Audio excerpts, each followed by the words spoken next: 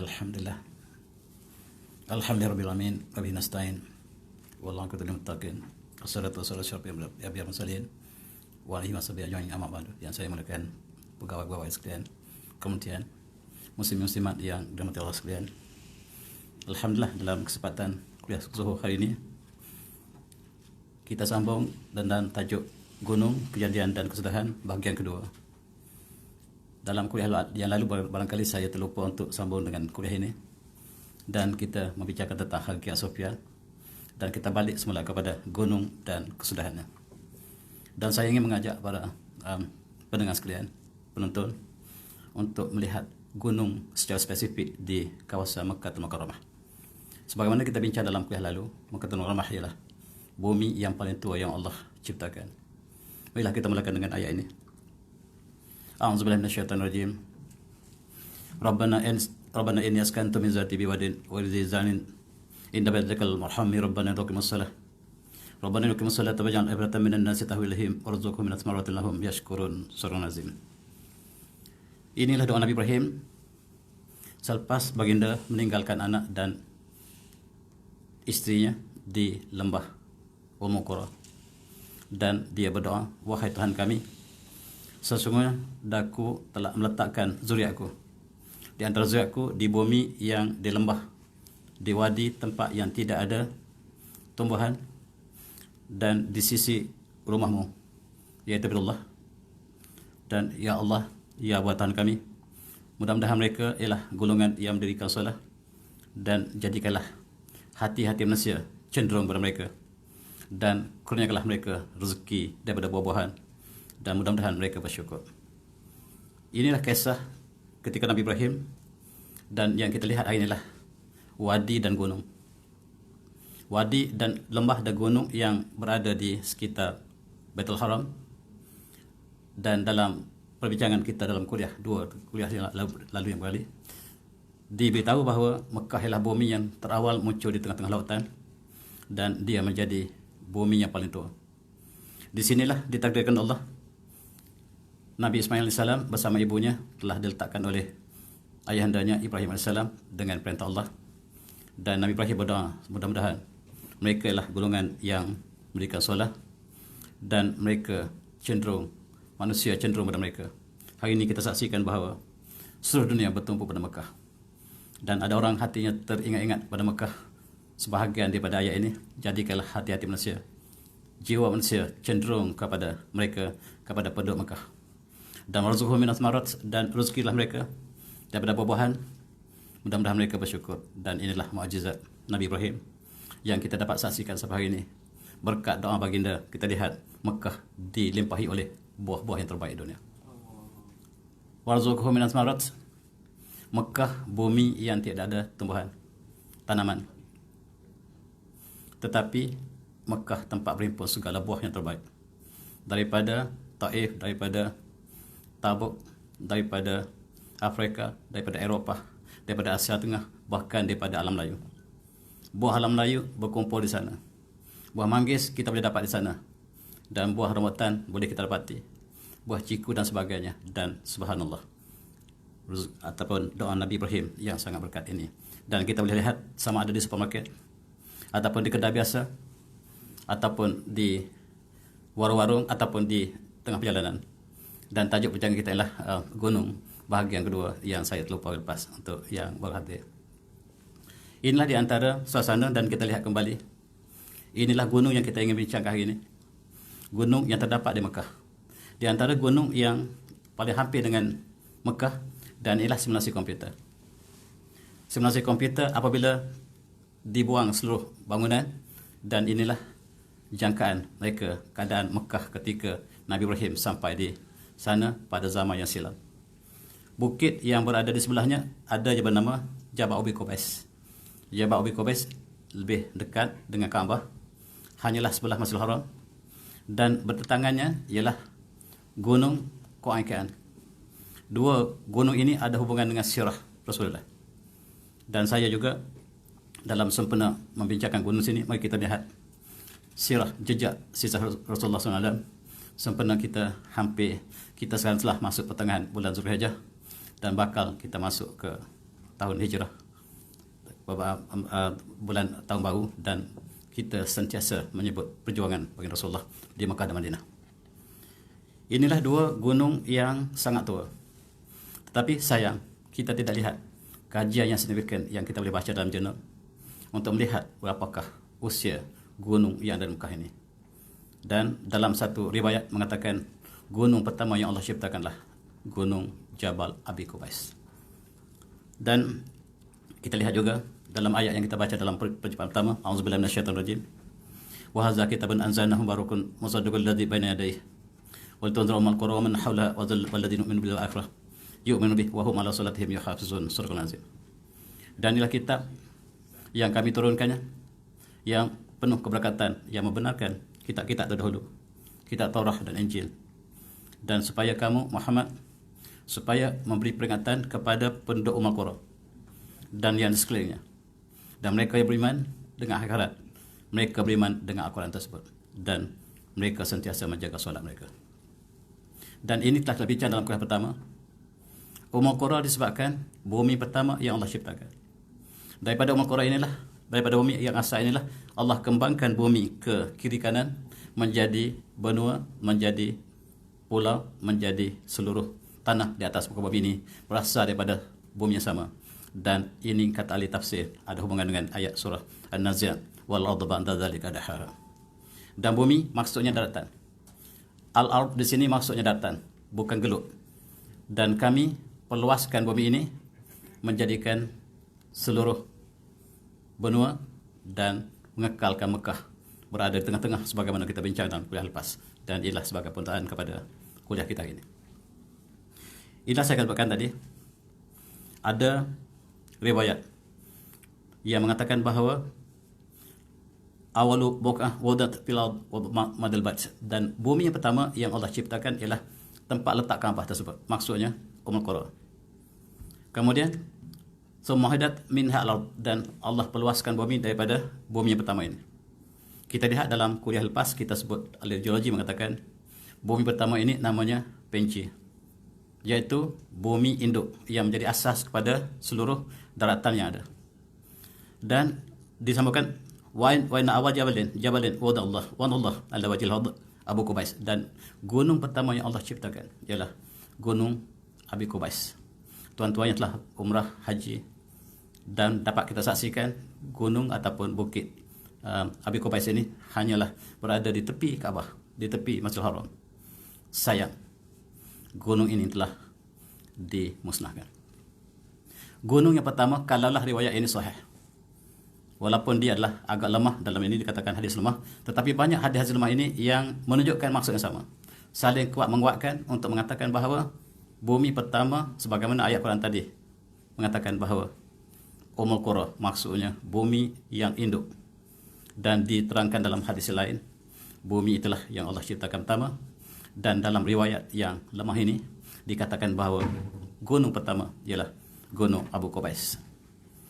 Kawan saya daripada Petronas, selepas dia dapat PhD, dia mengerjakan haji tahun 80-an.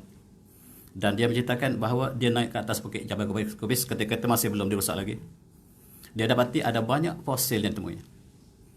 Fosil kulit kerang yang dikaji dalam ilmu paleontologi.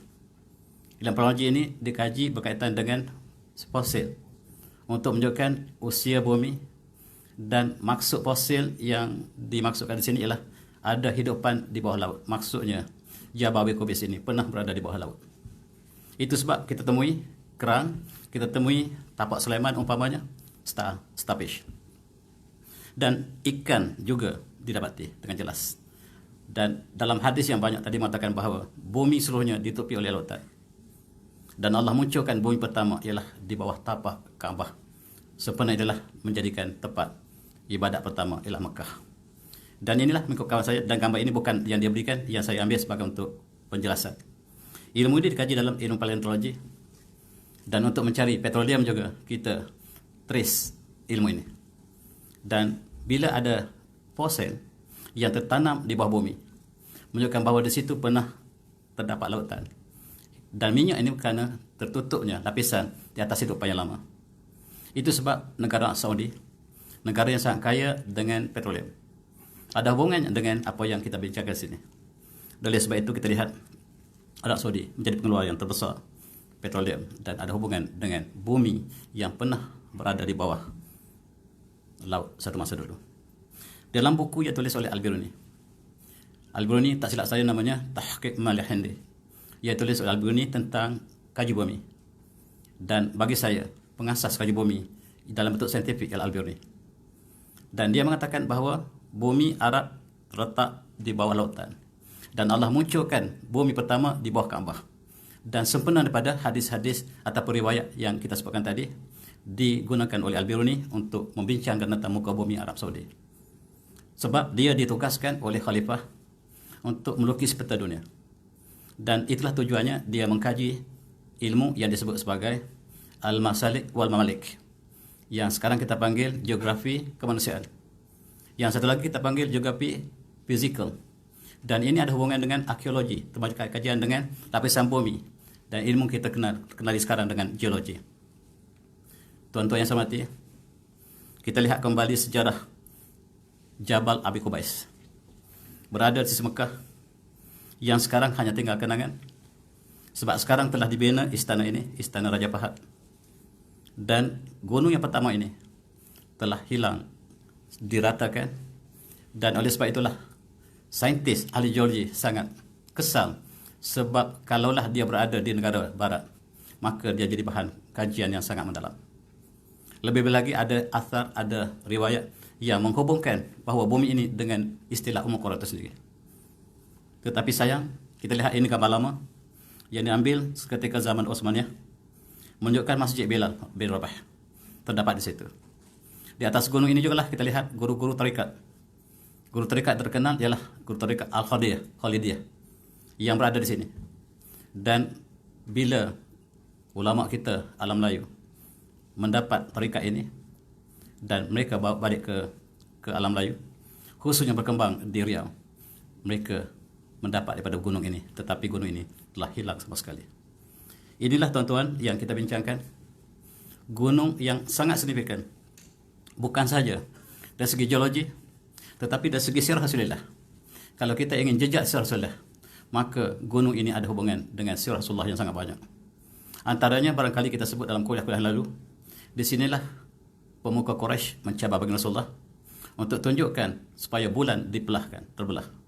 Dan di gunung ini jugalah kita saksikan dalam hadis yang banyak berkaitan dengan sirah Rasulullah, tetapi tempat-tempat yang boleh kita sebutkan sebagai jejak Rasul, jejak sirah ini tidak di-appreciate dan tidak disanjung. Bahkan mereka mengatakan tidak ada dalil syar'i untuk disanjung ataupun dimuliakan.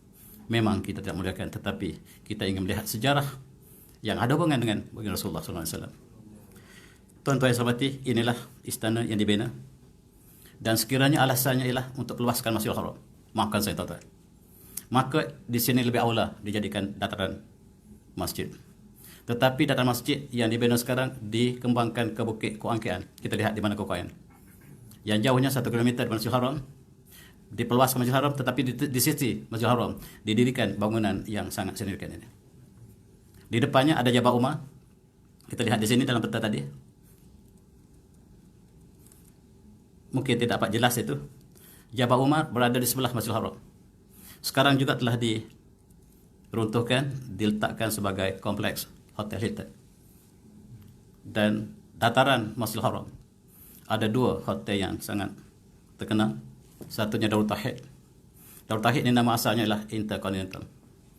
Dan Hilton yang lama. Di atas dataran masjid, tetapi gunung yang jauh dijadikan dataran masjid, sedangkan dua hotel besar ini berada di dalam kawasan Masjidil Haram. Tuan-tuan yang saya hormati, perkara ini berbeza sama sekali dengan zaman Osmaniyah. Sebab zaman Osmaniyah, Kaabah dijaga supaya menjadi bangunan yang paling tinggi. Dan hotel-hotel tempat kediaman tidak boleh dibuat dalam bentuk yang mahal, sebab untuk berikan ruang kepada seluruh umat Islam datang menunaikan haji. Dan belanja haji harus diminimumkan.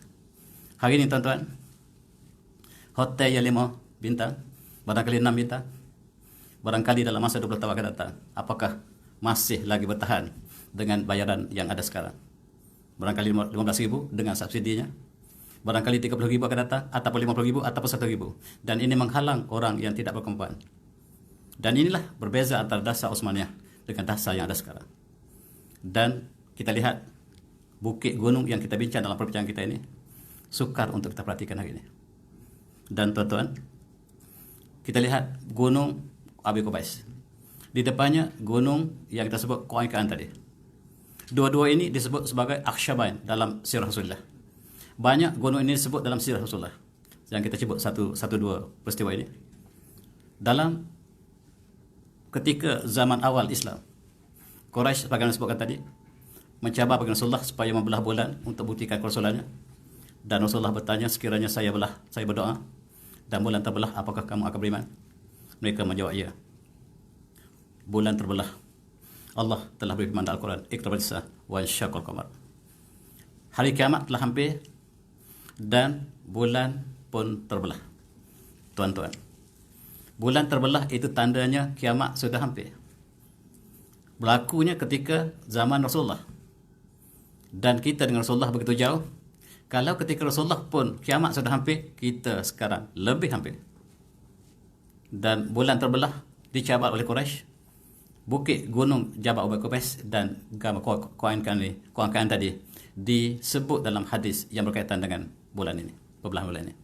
Tetapi sayang, kedua ini tidak dapat disaksikan oleh generasi yang lebih lewat. Kita lihat pada atas. Ini pemandangan pada atas Masjidil Haram yang putih, dan yang merah sebelahnya, kalau jelas di layar, ialah kawasan yang sedang diruntuhkan. Dan ini untuk memberikan ruang kepada Masjidil Haram. Alhamdulillah, kita perlukan Masjid Al-Bilwas. Tetapi apakah perlu dikorbankan tempat ini? Kita lihat balik peta atas yang asal. Ini ialah bukit Jabal Qubais yang sebelah kanan yang ada di lembah itu Ka'bah. Jabal Qubais yang sudah tidak ada sekarang itu masih dilukis di situ ada. Dan yang bertentangnya Jabal Qainqaan yang ada hubungan dengan peristiwa-peristiwa dalam hadis Rasulullah. Banyak. Antaranya peristiwa apabila bagi Rasulullah dibaling batu oleh penduduk Taif. Lalu begitu kecewa Rasulullah kembali ke Mekah dengan perasaan yang sangat derita. Lalu datang malaikat bertanya Rasulullah sebagaimana yang disebut dalam hadis. Dan malaikat bertanya, ya Muhammad, in syi'ta an atbaqa alaihim akhshabainin la fa'altu. Wahai Muhammad, sekiranya Tuhan hamba inginkan saya angkat dua gunung ini, Akhshabain, gunung Abi Qubais dan Qainqaan, saya campak ke atas mereka, saya akan lakukan. Kata Rasulullah, jangan demikian, mudah-mudahan zuriat mereka yang beriman. Benar, Abu Jahal sebagai penentang utama Rasulullah, tetapi anaknya Ikramah bin Abi Jahal, pemuda yang berjuang dengan Islam, berjuang Rasulullah dengan para sahabat. Oleh sebab itu ialah sejarah yang begitu indah, akhlak Rasulullah. Dan apabila Rasulullah ditanya oleh Aisyah, wahai Rasulullah, apakah peperangan Uhud menjadi peperangan yang paling Rasulullah duka cita? Sebab dalam peperangan ini musibah yang diterima oleh umat Islam sangat hebat. Pakciknya telah syahid. Dan kata Rasulullah, bukan, perang Uhud bukan yang paling saya duka cita, tetapi yang saya cakap adalah ketika saya pergi ke Taif. Apabila pemuka-pemuka Quraisy telah menolak Islam, lalu saya mengharapkan penduduk Taif akan menerimanya, tetapi saya salah. Saya dibaling dan saya kembali ke Mekah, sehingga mereka datang tawarkan supaya sekiranya Rasulullah sudi, dia boleh angkat dua gunung tadi. Gunung ini terdapat dalam sirah Rasulullah yang sekarang sudah tidak ada lagi. Dan inilah di antara kepentingan sejarah dengan kepentingan pembangunan. Dua-duanya harus diselari, sepadu dan selari. Ahli geologi Arab Saudi saya dipahamkan, mereka membuat bantahan apabila gunung Qainqaan diratakan. Untuk ratakan gunung Qainqaan perlu dibom. Dan rupa-rupanya air Zam-Zam datang pada bawah gunung Qainqaan. Mereka dapat trace daripada satelit. Air Zam-Zam ini banyak sumber. Dan apabila gunung Qainqaan ini dibom ataupun diratakan, airnya tersekat, alirannya terganggu kalau tidak tersekat. Maksudnya satu aliran ke arah aliran sumber air Zam-Zam ini terganggu, ada sumber lain. Dan inilah bantahan yang diberikan oleh ahli geologi mereka. Tetapi tidak semua orang memahami apabila bukan ahli geologi, dan inilah yang menjadi perdebatan antara pembangunan dengan memelihara sejarah, jejak Rasul, jejak sirah Rasulullah, dan inilah yang menjadi perbincangan hari ini. Kita lihat di dekat dengan di Mekah ada gunung yang dinamakan Gunung Ajia, dan di situ ada kota yang dibina oleh Osmaniyah, dan tujuan kota inilah untuk menjaga keselamatan jemaah haji yang datang ke Mekah. Tetapi gunung ini kita bagi ruang untuk azan dulu.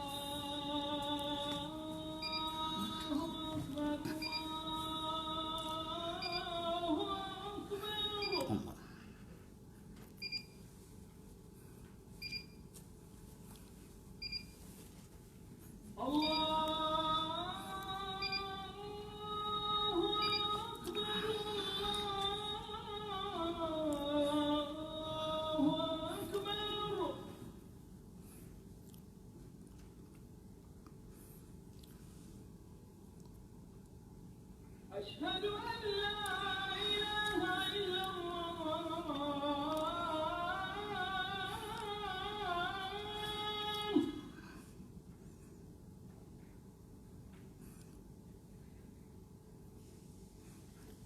أشهد أن لا إله إلا الله.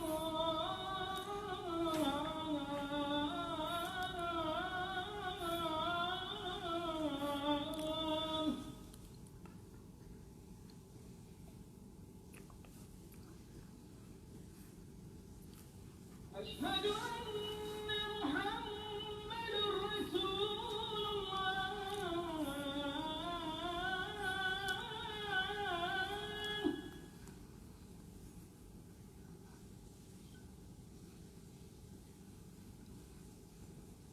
أشهد أن محمد رسول الله.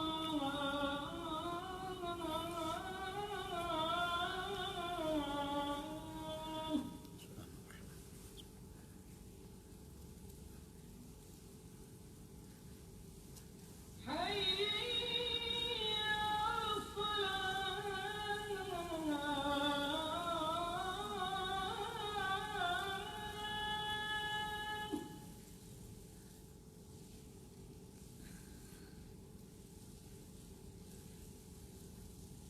حي على الصلاة.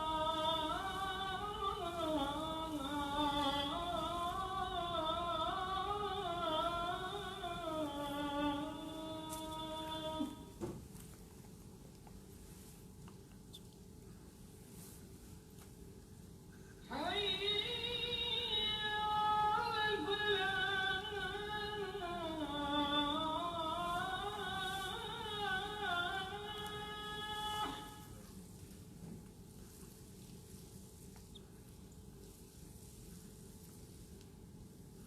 حي على الفلاح.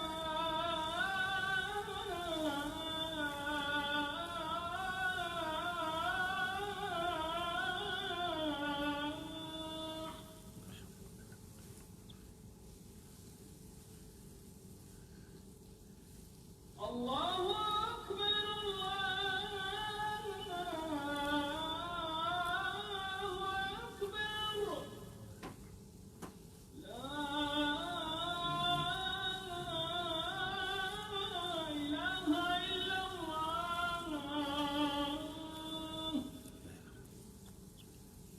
اللهم رب هذه الدعوة التامة والصلاة القائمة آت محمدا الوسيلة والفضيلة وابعثه مقاما محمودا الذي وعدته. Okay, alhamdulillah. Itulah kita lihat suasana di Mekah, dan saya sengaja membawa gunung ini spesifik di Mekah, sebahagian daripada perbincangan gunung yang lain. Dan kita percaya gunung Mekah lah gunung yang paling tua, tetapi tidak ada data untuk menunjukkan demikian. Dan kita lihat gunung yang disebutkan sebagai Gunung Ajia ini, yang di atasnya ada kota menjaga keselamatan orang haji telah dimusnahkan. Di tempatnya didirikan menara jam yang tinggi sekarang. Inilah dasar Osmaniyah sebelum diambil alih oleh keluarga Saud. Bangunan tidak boleh ditinggikan, supaya apabila seorang datang untuk umrah atau haji, ketika mereka talbiyah, dalam kitab lama mengatakan masuklah kamu daripada Babus Salam. Sekarang kita cari Babus Salam di mana, entah di mana. Dan lihatlah Kaabah seraya kamu bertalbiyah, labbaik Allahumma labbaik, labbaik la syarika lak labbaik, innal hamda wa ni'mata lakal mulk la syarika lak. Dan lihatlah mata kamu kepada Kaabah dan berdoalah dengan doa-doa yang dinyatakan dalam kitab. Tapi sekarang tidak boleh lakukan lagi. Mula-mula sekali sampai kota Mekah, kita nampak jam, menara jam 30 km daripada Mekah. Kita lihat menara jam, labbaik Allahumma labbaik, ke jam. Inilah hikmah yang dibincang oleh Osmaniyah. Osmaniyah ialah negara yang sangat kaya. Mereka boleh membangun Mekah dengan hebat, tetapi mereka tidak membangun sebab untuk memberikan ruang kepada umat Islam yang ramai. Dan mereka memberikan dasar terbuka kepada ulama kita, Syekh Daud Batani, Syekh Ahmad Batani, Syekh Muhammad Syah Al-Banjari, dan tokoh-tokoh kita yang ramai di Mekah. Mereka menetap di Mekah dasar yang terbuka oleh Kerajaan Osmaniyah, tetapi tidak lagi sekarang. Dan mereka meninggalkan tanah wakaf yang banyak. Bahkan sebahagian tanah wakaf di Masjidil Haram dipunyai orang Melayu. Dan yang paling terkenal ialah Syekh Bogak Aceh. Hotel Ramadan ialah kepunyaan wakaf orang Aceh. Kebanyakan tanah di Masjidil Haram kebanyakan orang Melayu yang punya. Dan ini tidak diketahui oleh kita. Dan sekarang dibayar papasan oleh kerajaan dan mereka dibiarkan keluar daripada Mekah supaya mereka membina bangunan yang besar di luar Mekah. Tetapi hilanglah sejarah yang asal. Tuan-tuan yang saya hormati, di luar Mekah sekitar 2 km dari Mekah ada catatan sejarah hijrah Rasulullah yang sangat terkenal. Di sini dipahat tulisannya menggunakan tulisan yang sama seperti Al-Quran. Dipanggil Wadi Usailah. Sekali lagi tidak digalakkan dikunjungi. Yang mengunjungi adalah orang Pakistan, orang India. Sebab di sini batu ini mencatatkan sejarah awal Islam di Mekah. Bagaimanakah perjuangan Rasulullah? Siapakah sahabat-sahabat yang awal? Dicatatkan. Tetapi barangkali kita tak pernah lihat. Sebab kita dihalang. Bukan dihalang sebab penuhnya, tapi mereka mengatakan istilah tidak ada kelebihan syar'i. Itulah istilah yang popular. Tidak ada kelebihan syar'i untuk melawat. Kita pun tahu. Tetapi kita ingin dekatkan kita dengan sirah baginda Rasulullah. Dan apabila kita melihat sirah yang tertulis dalam kitab seperti Syama'il Muhammadiyah, alangkah indah dekatnya kita bila kita melihat tempat yang sama. Umpamanya Syama'il Muhammadiyah menceritakan sifat Rasulullah. Itu berlaku di mana? Berlaku di rumah, di perkemahan umum Ma'bad, di lembah, satu lembah di antara Madinah dengan Mekah. Dan kita lihat bagaimanakah suasana dan tempat tersebut. Dia lebih meningkatkan appreciate kita pada sirah Rasulullah, tetapi itu tidak disanjung oleh mereka. Ini ialah catatan menunjukkan sejarah awal, barangkali sebelum Rasulullah berhijrah ataupun selepas Rasulullah berhijrah. Begitu juga Gua Hira yang saya sebut barangkali dalam kelas lepas. Batunya pejal. Dan apakah ada kajian geologi? Sebab kita bicara tentang gunung. Apakah kita dapat melihat usianya? Untuk kita bagi counter example kepada pengkaji Amerika yang mendakwa Alaska ialah bumi yang paling tua. Dari segi logiknya tak munasabah. Sebab Alaska ialah bumi yang paling hujung. Dan mereka juga mengatakan bahawa bumi adalah bergerak dalam continental shift. Maksudnya dia terpinggir dari segi pembentukan benua. Dan dia dakwa Alaska adalah bumi yang paling tua. Kemudian rupa-rupanya yang mereka temui batu itu, rupanya bukan batu asal di situ, daripada meteorit. Mereka baru tahu bahawa itu batu daripada meteorit. Data mereka tidak tepat. Dan orang Islam tidak mengkaji tentang batu. Cuba tengok tuan-tuan, batu granit yang kukuh, perkasa nak masuk ke Gunung Gua Hira. Tetapi mereka tidak galakkan. Nak sampai Gua Hira 1043 anak tangga. Orang yang seusia dengan saya tak boleh naik. Nak pergi ke gua ini, naik ke puncak, turun balik. Dan mereka pergi bukan kerana untuk melihat batu, tetapi sejarah yang ada sebaliknya. Dalam hadis yang banyak menceritakan di sinilah wahyu pertama diturunkan dan malaikat memeluk Rasulullah dan surah Iqra. Rasulullah mengatakan, ma ana biqra'in, saya tak boleh baca. Dipeluk lagi, ma ana biqra'in, Rasulullah kata saya tak boleh baca. Menunjukkan Rasulullah tidak boleh membaca, ummi. Tuan-tuan, kita kalau buta huruf hina sebab kita belajar dengan huruf. Rasulullah kemuliaan sebab Rasulullah tidak perlu huruf, sebab Allah yang mengajar secara langsung. Rasulullah tidak perlukan huruf. Oleh sebab itu berbeza dengan kita, kita hina kalau kita buta huruf. Tetapi Allah berikan status ummi kepada Rasulullah, bahawa Al-Quran ini bukan cipta Rasulullah, sebab dia tak boleh membaca pun. Inilah Al-Quran yang diturunkan untuk menjadi mukjizat. Lebih tinggi mukjizat Rasulullah tidak membaca. Dan sifat ummi ini, dan Rasulullah mengatakan, ma ana biqra'in. Itulah tempat yang dikunjungi oleh pengunjung-pengunjungnya. Bukan untuk lihat batunya, tetapi apa yang ada di sebalik itu, sejarahnya. Tuan-tuan, sejarah, nilai sejarah yang ada pada satu tempat itu sangat tinggi. Dan bukanlah batu batan itu yang disanjung, tetapi sejarah yang di sebaliknya, value yang adanya. Ini yang suka dipahami oleh mereka. Dan tuan-tuan, kita berbeza dengan mereka. Sebab di sini kita lihat bukan saja pengunjung daripada alam Melayu, tetapi orang Inggeris, orang Amerika, Australia yang baru masuk Islam. Mereka, kita temui mereka ke sini. Kita tanya mereka, kenapa tuan datang ke sini? Di sini ada sentimental value pada saya, kata mereka. Orangnya baru masuk Islam. Sebab saya mengkaji tentang Islam melalui Gua Hira. Dalam kitab kami membaca dalam kitab Taurah kami dan dari Old Testament kami dapati ada satu statement bahawa, and the book is delivered to him that is not learned, saying, read. And he said, I am not learned. Exactly sama seperti peristiwa Rasulullah. Dalam kitab mereka masih ada, mereka padam nama Rasulullah. Tetapi kisah Nabi yang dipegang oleh malaikat dalam sebuah gua, malaikat suruh dia baca, dia kata, I am not learned. Exactly terjemahan daripada ma ana biqra'in. Exactly terjemahan. Dan mereka kaji, Nabi itu tidak ada lainnya. Nabi itulah Rasulullah, satu-satunya yang mereka padankan dengan ayat-ayat lain dalam kitab mereka. Dan mereka bila memeluk Islam, hati mereka ingin melihat tempat yang mereka menjadi sebab kepada hidayah yang mereka dapat, Gua Hira. Bagi setiap orang berbeza nilai sejarah yang ada di sebalik itu. Dan tuan-tuan, Gua Hira sangat signifikan bagi mereka yang mengkaji kitab-kitab Taurah. Maksudnya Taurah, Old Testament yang barangkali telah diubah, tetapi di balik baris yang diubah masih ada nilai. Umpamanya ayat tadi, malaikat mengajar pada Rasul yang bakal dilahirkan di Paran. Paran ialah Mekah. Dan Nabi ini naik unta. Dan mereka kata kepada Nabi Isa, tidak, Nabi Isa naik keldai. Dan Nabi yang naik unta ialah Rasulullah. Dan dia keturunan Ismail. Di Paran. Dan dia diajak oleh mereka dalam gua. Exactly Rasulullah. Dan inilah hidayah yang mereka beri dapat daripada Gua Hira. Mereka mengkaji. Orang barat mengkaji dan mereka sampai ke Mekah. Selesai umrah mereka, terus ke Gua Hira. Dan itu signifikan bagi mereka. Dan kita dapat ada sekular yang tertulis bahasa Arab sampai kita tak perlu kunjungi Gua Hira sebab dia tidak ada sebarang kelebihan syar'i. Benar kita tahu. Tetapi setiap orang ada nilai value dia berbeza-beza. Bahkan tuan-tuan, kalau kita lihat mereka membaca kitab Taurah. Umpamanya kitab yang turun kepada Nabi Sulaiman dan kitab yang turun kepada Nabi Daud, Nabi Zabur dan sebagainya, masih terdapat nama Rasulullah dalam bahasa Hebrew. Masih sebut nama Muhammad. Hikum takim kahwalakum Muhammadim.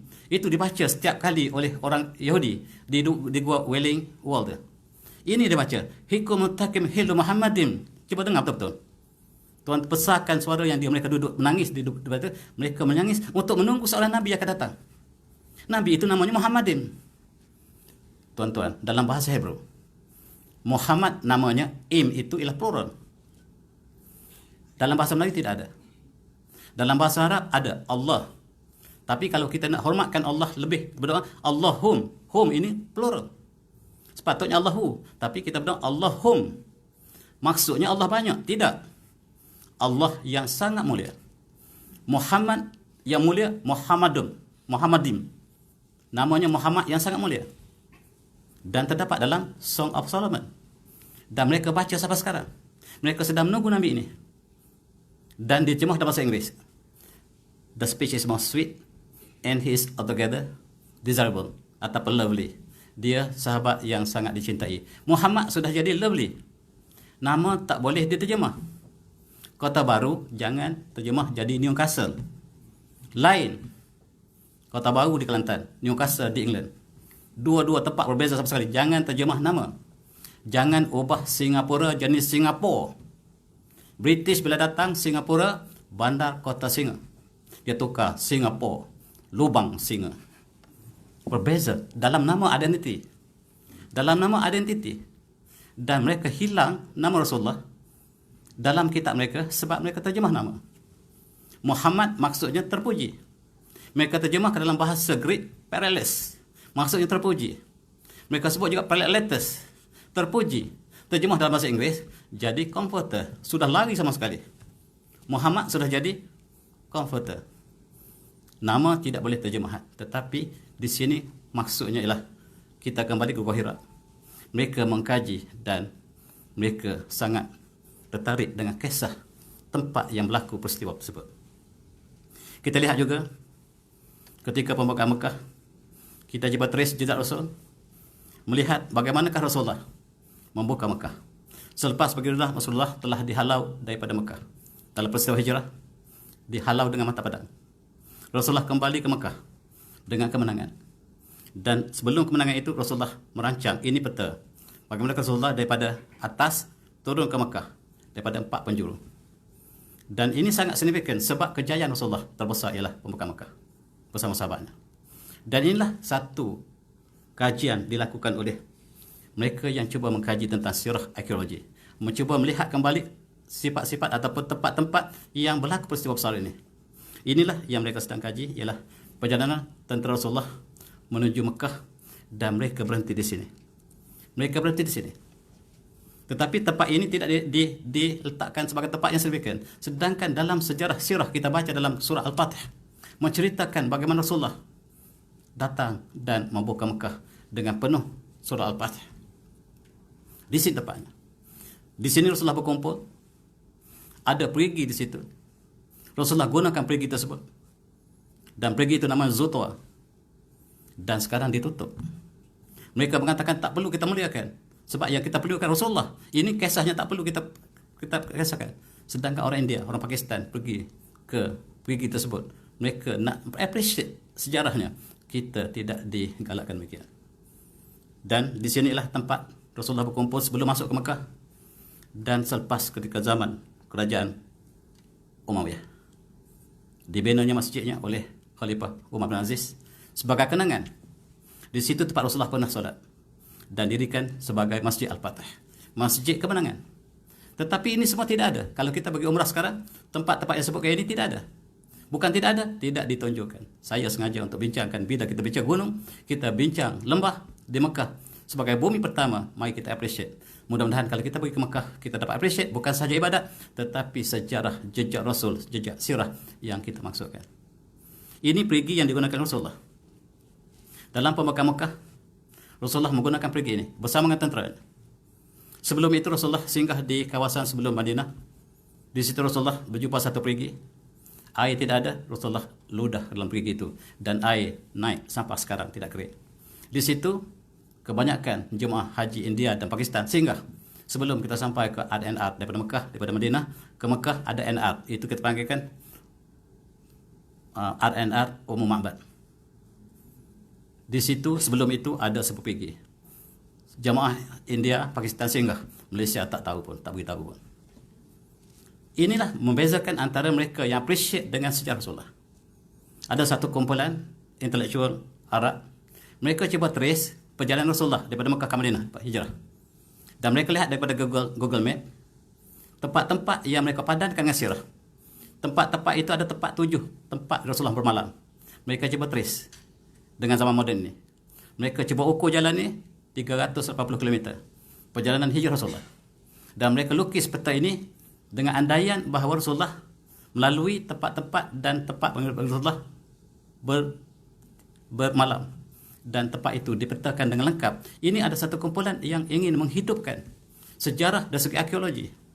Satu pihak lagi, tak penting kita ada Syama'il Muhammadiyah sudah cukup. Tak cukup, tuan-tuan. Kita lihat dengan peristiwa tempat, tapak peristiwa berlaku. Termasuk juga tempat peperangan Badar. Badar Kubra ialah peristiwa yang besar berlaku dalam tahun kedua Hijrah, bulan Ramadan, yang barangkali kita tidak pernah melawat. Di situ kubur syahadat, di manakah tempat Rasulullah yang disebut Al-Quran, Udul Quswa, Al-Udul yang disebut dalam surah Al-Ahzab. Ceritakan bagaimanakah tempat Rasulullah duduk dan sebagainya. Semuanya tempat itu masih ada, tapi tidak di-appreciate. Tempat itu terbiar sama sekali. Termasuklah perigi yang Rasulullah gunakan dalam peperangan Badar. Terbiar, kosong dan kering sekarang. Ini nilai sejarah. Bagi mereka yang melihat tempat bukan sebagai batu semata-mata, tetapi ada nilai sejarah di sebaliknya. Dan ini antara satunya lah Perigi Zutua. Dan perigi ini ditutup oleh kerajaan sekarang di bawah bangunan ini. Dia berada tidak jauh pada Masjidil Haram dan sedang dimusnahkan oleh mereka. Ini gambar terakhir. Dan kita lihat ada Juntolak yang sedang menghancurkannya. Ini adalah di antara sejarah tempat yang sangat signifikan. Tetapi bagi mereka tidak nilai. Sebab mereka kata tidak ada sebarang pahala untuk begini. Kita tahu, tetapi kita ingin appreciate sejarah sirah bagi Rasulullah. Dan tuan-tuan, apabila gunung ini dimusnahkan, aliran air Zam-Zam terganggu. Air Zam-Zam tak pernah kering. Walaupun perigi di sekeliling Mekah kering, dan Mekah tak pernah kering air Zam-Zam. Mereka cuba trace, wallahualam daripada mana. Rupa-rupanya air Zam-Zam ni banyak sumbernya. Salah satunya datang daripada gunung Kuankian. Daripada gunung Kuankian. Dan sekarang gunung Kuankian dibom dan menyekat aliran air Zam-Zam. Tidak kering tetapi terganggu. Sebab air Zam-Zam lalu daripada celah batu. Dan mereka trace daripada setelah sekarang kita sudah ada radar dan sebagainya. Boleh melihat di bawah bangunan. Dan mereka cuba trace dari manakah air Zam-Zam. Cukup ganjil. Air Zam-Zam, apa yang kita minum untuknya, dalam hadis yang banyak. Bukan saja untuk minuman dan untuk segala hajat kita. Dan dia adalah air berkat yang datang daripada banyak sumber. Daripada buah, daripada bawah Kaabah, daripada gunung Kuankian, tetapi mereka mengganggunya. Ahli geologi membuat bantahan. Ahli geologi Saudi membuat bantahan, tetapi di sana tidak boleh buat bantahan. Dan apakah nasib mereka, saya tidak tahu. Dan mereka sedang mengkaji dari mana air Zam-Zam. Dan barangkali kita bincang dalam kuliah lalu tentang wujudnya air di bawah bumi. Lapisan bumi yang pertama, kedua, ketiga, keempat ditemui oleh saintis yang berada 400 batu ke bawah. Ada satu lautan yang sangat besar. Dan lautan ini lebih besar daripada lautan yang ada di atas muka bumi. Dan lebih menarik, airnya air tawar, bukan air masin. Dan inilah yang memeningkan saintis. Sebab sebelum ini mereka tidak pernah sangka di bawah ini, mereka sangka ada magma yang sangat-sangat panas, semata-mata yang merah. Rupa-rupanya itu atasnya. Di bawah ada laut. Apakah air Zam-Zam daripada laut ini? Ini satu conjecture, satu hipotesis. Sebab perigi lain semua kering. Dan perigi ini tak pernah kering.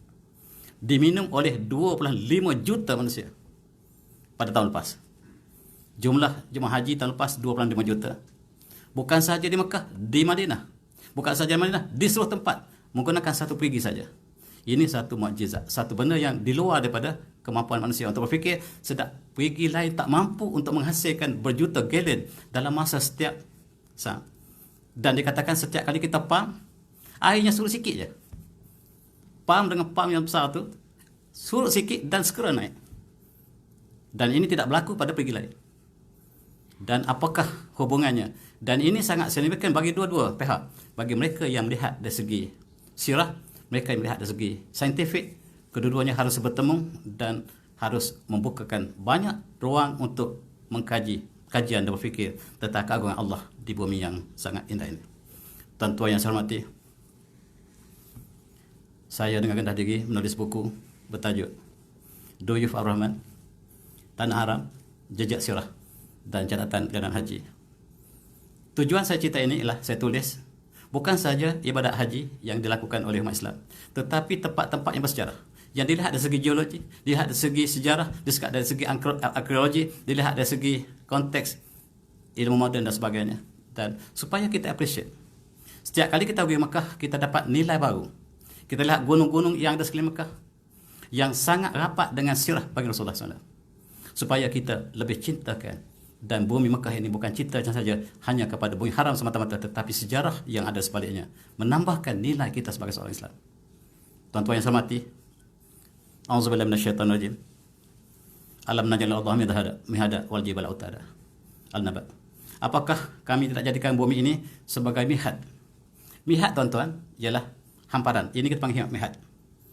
Mihad ini datang kata-kata Mahdi. Mahdi sabiyin. Maknanya buayan bayi. Maksudnya Allah gunakan istilah yang hampir sama di antara bumi dengan tempat ayun. Rupa-rupanya bumi kita berayun. Tektonik bumi kita, di bawah kita duduk, bawah bumi ini ada tektonik. Tektonik ini berada di atas magma yang cair. Dia berayun. Macam buai. Subhanallah. Allah menyatakan alam nyali Allah hada. Apakah kamu tidak jadikan bumi ini sebagai tempat kamu tinggal, tempat sebagai bumi hamparan? Betul. Bukan geluk, tetapi setiap pulau itu satu dataran, tuan-tuan. Dan ayat ini al-ardh di sini maksudnya dataran, bukan geluk bumi. Wal jibal autada, dan kami jadikan gunung ganang sebagai autad. Autad ni pasak. Macam kita ada kemah, kita paksi, kita letakkan pancang di situ, kita panggil watak dalam bahasa Arab. Allah gunakan itu untuk gunung. Selama ini kita sangka gunung ini tinggi dan dia sama rata dengan permukaan laut. Rupa-rupanya dia ada watak. Ada root dia, ada akar dia yang lebih tinggi daripada gunung sendiri. Gunung Kinabalu barangkali 1 km tinggi. Di bawahnya 10 km. Akar dia 10 km untuk menyimbangkan. Dan Allah sebut autada. Ini dikagumi oleh mereka yang melawat Gua Hira. Kita bercakap dengan mereka kenapa mereka Islam. Antaranya ialah ini. Mereka mengatakan saintis tak pernah sangka bahawa di bawah gunung itu ada akar yang panjang. Watat ini maksudnya kayu pancang. Dan Allah gunakan istilah gunung sebagai autad. Maksudnya kayu pancang yang dalam. Dan sekarang baru kita lihat bila kita ada satelit, kita ada radar dan sebagainya. Kita lihat setiap gunung itu dia ada akar tunjangnya yang sangat dalam. Lebih dalam daripada tingginya. Dan inilah kedudukan gunung. Dia berada di atas mantle yang cair. Dan tempat kita duduk di bawah bumi kita ini ada tektonik. Ada satu lapisan batu yang pejal. Di bawah itu ada magma yang cair. Kita berayun. Kita tak rasa sebab kita kecil. Dan ahli geologi mengatakan continental shift. Maksudnya kerak bumi ini boleh bergerak dan boleh belayar ke tempat penjuru bumi dan kadang-kadang berlaku penindahan menyebabkan gempa bumi dan sebagainya. Subhanallah. Dan Allah juga mengatakan wal qafil ardi rawasi. Dan Allah jadikan di atas bumi ini rawasi, gunung ganang. Tapi Allah tidak gunakan ajibat. Allah menggunakan rawasi. Rasiyah dalam bahasa Arab maksudnya anchor. Anchor ini bahasa Turki. Dalam bahasa Turki maksudnya Ankara. Ankara maksudnya tempat anchor. Anchor Nabi Nuh, kapal Nabi Nuh jatuh di Ankara. Dan anchor kapal Nabi Nuh yang berlayar dulu ada sauh daripada batu. Itu sebab dipanggil Ankara. Dan Inggeris pinjam daripada Turki jadi anchor. Anchor maksudnya tempat patak, mantapkan kapal di bawah. Dan Allah mengatakan bahawa gunung ialah seperti itu. Gunung seperti anchor. Wal qafil ardi rawasi. Rasiyah. Kalau marsa ialah pelabuhan daripada kata rasa. Rawasi daripada rasiyah. Maksudnya gunung-gunung ataupun anchor-anchor yang Allah jadikan pemantap supaya tidak bergoncang. Tuan-tuan, kita lihat Gunung Kinabalu, Himalaya. Dia tingginya sangat tinggi. Tetapi di bawahnya lagi tinggi. Di bawah lebih dalam daripada tingginya. Dan dia seperti pancang. Memantapkan bangunan ini. Dan tuan-tuan lihat kapal. Kapal, lihat gambar gunung ini. Yang ada akarnya. Sama peristiwa akar gunung dengan kapal. Dan sekali lagi Allah meletakkan dalam ayat yang lain, wal qafir rawasiya wa tamil bikum anharu wasbalalankum tahtadun. Dan kami letakkan, dan Allah letakkan di atas muka bumi ini gunung-gunung supaya kamu tidak bergoyang. Dan Allah jadikan sungai-sungai, jalan-jalan supaya kamu dapat petunjuk. Tuan-tuan, tayar kereta kita bergoyang kalau tidak ada timah. Bumi juga bergoyang kalau tidak ada timah. Timah dia apa dia? Gunung. Kalau gunung ini dibuang, macam kita buang tayar, kita buang timah. Kalau tayar bergoyang, kita pergi kedai ukur. Dia letak timah sini atau di sini. Dan kosong balik. Balancing. Bumi kita bergerak sama seperti tayar. Dan bumi kita bergegar sekiranya tidak ada timah tadi, tidak ada gunung. Gunung berfungsi sebagai pengimbang. Satu ke bawah, satu lagi pusingan. Dan sebagaimana tayar, sekiranya gunung diruntuh, bumi pincang. Sekarang bumi sudah pincang sebab kita runtuhkan gunung. Dan kita musnahkan alam semesta. Kita bomkan di Lebanon. Kita lihat bagaimanakah Yahudi telah bomkan Lebanon. Katanya mercun, bohong. Inilah dilakukan oleh Yahudi dan mereka mengaku hari ini. Dan itulah di antara gambaran, tuan-tuan. Masa agak lewat, saya tidak boleh untuk sambung lagi. Saya tak ingin tambah pada bahagian ketiga. Kita masuk tajuk lain sebab tajuk ini telah lama kita bincang. Sebenarnya boleh buat kita tajuk ketiga dan seterusnya sebab cukup panjang. Bagaimanakah dia musnah? Apakah tanda hari kiamat tentang gunung? Dan bagaimanakah suasana hari kiamat? Cukup menakutkan. Surah Al-Waqiah menyatakan bagaimanakah gunung ganang yang perkasa hancur lebur. Dan suasana itu kita akan hadapi. Tanya, jangan tanya saya bila, tapi tanya apakah persediaan kita untuk menghadapinya. Saya sudah dengan wabillahi taufiq. Assalamualaikum warahmatullahi wabarakatuh. Tasawuf.